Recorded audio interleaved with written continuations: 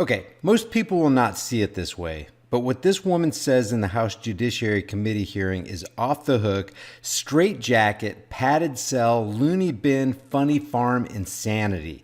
And even that's not putting it strong enough. The title of this CNN video is Professor Fires Back at GOP Lawmaker. I'm insulted. As of the recording of this video, it was uploaded just a couple hours ago and has over 168,000 views and rising fast, with around a 95% like rating. People love this video because they love what this woman says. Under the description of the video, it reads, "The ranking minority member of the House Judiciary Committee, Doug Collins, implies the witnesses called for Wednesday's hearing did not have enough time to accurately prepare for their testimony." Professor Pamela Karlan had a strong response. Now, before we get into this response, this video is brought to you by the Patriot Solar Cooker. Fill it with water, open the cooker toward the sun, and that's it. You can boil water from any source and make it drinkable without building a fire. The link and your code for a massive discount is in the description. Now, 4 of the top comments under this video are, "For anyone who has ever been able to tell someone off that well, wasn't it so satisfying? She wasn't playing with him. She had that 'let me speak to your manager' energy. So nice to hear someone that is standing up for our Constitution." And 4th, she took him to school, church, and then gave him something to eat on the way home. Now let's go through Pamela Karlan's response. It was a great honor for me to represent this committee because of this committee's key role over the past 50 years in ensuring that American citizens have the right to vote in free and fair elections. Guys, this is what the impeachment hearing is all about. Ensuring that the slaves know that they can continue the cycle of their own oppression by casting their vote of support for the next plantation owner. The powers that shouldn't be have to make sure that you keep that as the utmost important thing in your mind. As a matter of fact, later, Karlan's going to tell you that the greatest right you have as an American is the right to vote. Aside from all that, elections haven't been free and fair since at least 1913, when the Federal Reserve banking masters moved into the American neighborhood. Today, you're being asked to consider whether protecting those elections requires impeaching a president. Gotta protect those elections at all costs. That is an awesome responsibility. But everything I know about our Constitution and its values, and my review of the evidentiary record, and here, Mr. Collins, I would like to say to you, sir, that I read transcripts of every one of the witnesses who appeared in the live hearing because I would not speak about these things without reviewing the facts. So I'm insulted by the suggestion that as a law professor I don't care about those facts. But everything I read on those occasions tells me that when President Trump invited, indeed demanded, foreign involvement in our upcoming election, he struck at the very heart of what makes this a republic to which we pledge allegiance. Okay, are you sure it's a republic? Because you're about to call it something different in a couple seconds. That demand, as Professor Feldman just explained, constituted an abuse of power. Indeed, as I want to explain in my testimony, drawing a foreign government into our elections is an especially serious abuse of power because it undermines democracy itself. You just said election interference strikes at the heart of our republic. Now you're calling it a democracy. Well, which is it, a republic or a democracy? Because it can't be both. But nobody calls her out on this because they too, that's the liberals and the conservatives, want to continue with the election charade. Our Constitution begins with the words, "We the people," for a reason. Our government, in James Madison's words, derives all its powers directly or indirectly from the great body of the people. And the way it derives these powers is through elections.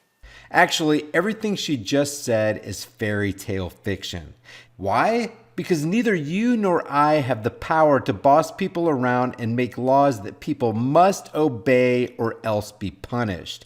And if we don't have that power, Nobody has that power. And if nobody has that power, they can't transfer a power they don't have onto other people who don't have that power. This is all fantasy and vain imagination level nonsense. Elections matter, both to the legitimacy of our government and to all of our individual freedoms, because as the Supreme Court declared more than a century ago, voting is preservative of all rights. Well, that's just a flat-out lie. Voting hasn't preserved and cannot preserve one single right. In fact, voting is the act by which a person voices his support for a third party to extort and inflict violence on others in order to bring their will to pass against the will and without the consent of others. It's inherently illegitimate, so she's 100% wrong. So it is hardly surprising that the Constitution is marbled with provisions governing elections and guaranteeing governmental accountability. Indeed, a majority of the amendments to our Constitution since the Civil War have dealt with voting or with terms of office. And among the most important provisions of our original Constitution is the guarantee of periodic elections for the presidency, one every 4 years. America has kept that promise for more than 2 centuries, and it has done so even during wartime. For example, we invented the idea of absentee voting so that Union troops who supported President Lincoln could stay in the field during the election of 1864. And since then, countless other Americans have fought and died to protect our right to vote. I can't think of a more horrible thing to die for. Voting has led to the cognitive dissonance of a nation that's constantly embroiled in war, is controlled by a fiat currency Ponzi scheme from the Zionist international banking cartel, is constantly spied on by their government, and has lost most of their rights. It's because of voting and government that more than 250 million people in the last century alone have died at the hands of a government those people trusted. And that number excludes wars. It's just insane. But the framers of our Constitution realized that elections alone could not guarantee that the United States would remain a republic. One of the key reasons for including the impeachment power was a risk that unscrupulous officials might try to rig the election process. Just to reiterate, it's not an election process, it's a C-election process. The bankers will always have their puppet at the helm. Now, you've already heard 2 people give William Davey his props. Hamilton got a whole musical, and William Davey is just going to get this committee hearing. But he warned that unless the Constitution contained an impeachment provision, a president might spare no efforts or means whatsoever to get himself reelected. And George Mason insisted that a president who procured his appointment in the first instance through improper and corrupt acts should not escape punishment by repeating his guilt. And Mason was the person responsible for adding high crimes and misdemeanors to the list of impeachable offenses. So we know from that the list was designed to reach a president who acts to subvert an election.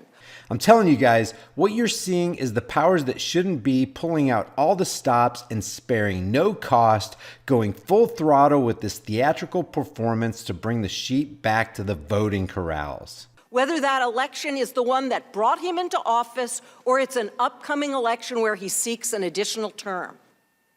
Moreover, the founding generation, like every generation of Americans since, was especially concerned to protect our government and our democratic process from outside interference. Yeah, you want to protect that democratic mob rule process from outside interference.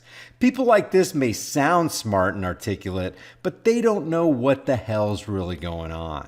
For example, John Adams, during the ratification, expressed concern with the very idea of having an elected president, writing to Thomas Jefferson that you are apprehensive of foreign interference, intrigue, influence. So am I. But as often as elections happen, the danger of foreign influence recurs. And in his farewell address, President Washington warned that history and experience prove that foreign influence is one of the most baneful foes of Republican government. And he explained that this was in part because foreign governments would try and foment disagreement among the American people and influence what we thought. Wow, kind of like Operation Mockingbird, CIA infiltrated CNN and all of mainstream media. Now, that's interesting. The very idea that a president might seek the aid of a foreign government in his reelection campaign would have horrified them. But based on the evidentiary record, that is what President Trump has done. But it's okay to have a foreign power control our currency and our military and our House and Senate and the executive and judicial branches? The list of impeachable offenses that the framers included in the Constitution shows that the essence of an impeachable offense is a president's decision to sacrifice the national interest for his own private ends. Oh, kind of like the gun control laws that liberals try to shove down our throats. Treason, the first thing listed, lay in an individual's giving aid to a foreign enemy. That is, putting a foreign enemy's adversary's interests above the interests of the United States. Bribery occurred when an official solicited, received, or offered a personal favor or benefit to influence official action, risking that he would put his private welfare above the national interest. And high crimes and misdemeanors captured the other ways in which a high official might, as Justice Joseph Story explained, disregard public interests in the discharge of the duties of political office. Based on the evidentiary record before you, what has happened in the case today is something that I do not think we have ever seen before. A president who has doubled down on violating his oath to faithfully execute the laws and to protect and defend the Constitution. Oh yeah, we've never seen that. Not one president has ever violated his oath to the Constitution. What planet is this woman from? The evidence reveals a president who used the powers of his office to demand that a foreign government participate in undermining a competing candidate for the presidency. As President John Kennedy declared, the right to vote in a free American election is the most powerful and precious right in the world. Guess what? JFK was wrong. Dead wrong. The most precious freedom in the world is the right to live without being messed with by people who think they have a higher claim over your life and property than you. But our elections become less free when they are distorted by foreign interference. Yeah, our plantation selection process, where we're offered the illusion of choice between picking banker-bought corrupt politician A or banker-bought corrupt politician B. That's what they're worried about being distorted by foreign influence? How tragic. Guys, I'm interested to hear your thoughts about this in the comments section below. Don't forget to like and share this video with everybody you know and spread the knowledge everywhere you can on social media while we fight YouTube's censorship and suppression algorithms. I'll see you guys in the next heavily censored shadow ban video.